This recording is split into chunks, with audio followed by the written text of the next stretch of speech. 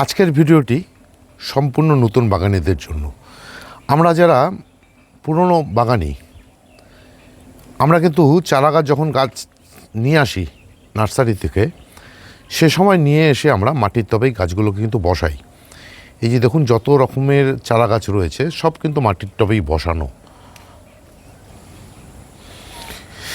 এবং সেই সমস্ত চারা গাছকে পুন করার পর দেখুন কীভাবে নতুন নতুন সমস্ত ডাল আসতে শুরু করেছে। এই যে দেখুন, একটা টেক্সাস সাজ বসানোর কিছুদিন পরেই আমি গাছটিকে পুন করে দিই এবং রেখে দিই কয়েকদিন ছায়াযুক্ত স্থানে, তারপর কিন্তু বাইরে বের করে দিয়েছি। ঠিক তেমনই এই যে একটি ব্লিডিং হার্ট, গাছটিকে শুরুতেই বসানো হয়েছিল একটি প্লাস্টিকের টবে। গাছটি কিন্তু বারবারন্ত খুব একটি নেই। আবার দেখুন এই যে গাছগুলো,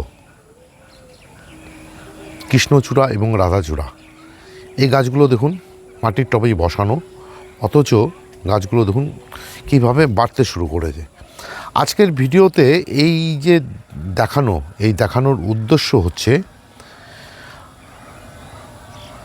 শুরুতে যখন নার্সারি থেকে চারা গাছ নিয়ে আসবেন, নিয়ে এসে দুম করে মাটির টব ছাড়া প্লাস্টিক টবে বসিয়ে দেবেন না, তাহলে কিন্তু গাছের বিভিন্ন রকম সমস্যা দেখুন দেখা দেবে।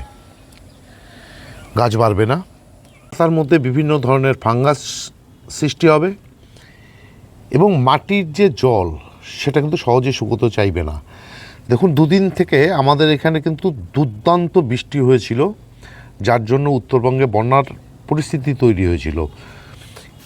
অথচ এই গাছটি ছিল শেডে, জল দিয়েছি প্রায় 6-7 দিন আগে, এখনও কিন্তু মাটি ভিজেই রয়েছে। অথচ এই গাছগুলো এতটা জল পাওয়ার পরেও আজকের ওয়েদার ভালো থাকাতে দেখুন মাটির ময়েশ্চার কিন্তু ভিজে রয়েছে, কিন্তু টবের গোড়াতে কিন্তু সেভাবে জল বেঁধে নেই।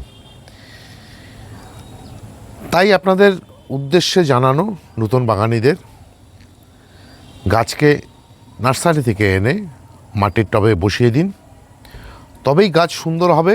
গাছ যখন বড় হয়ে যাবে, গাছ যখন ধরে যাবে, সে সময় আপনারা প্লাস্টিক টব ব্যবহার করুন, এতে গাছের কোনো রকম সমস্যা আসবে না। এই ছিল আজকের ভিডিও।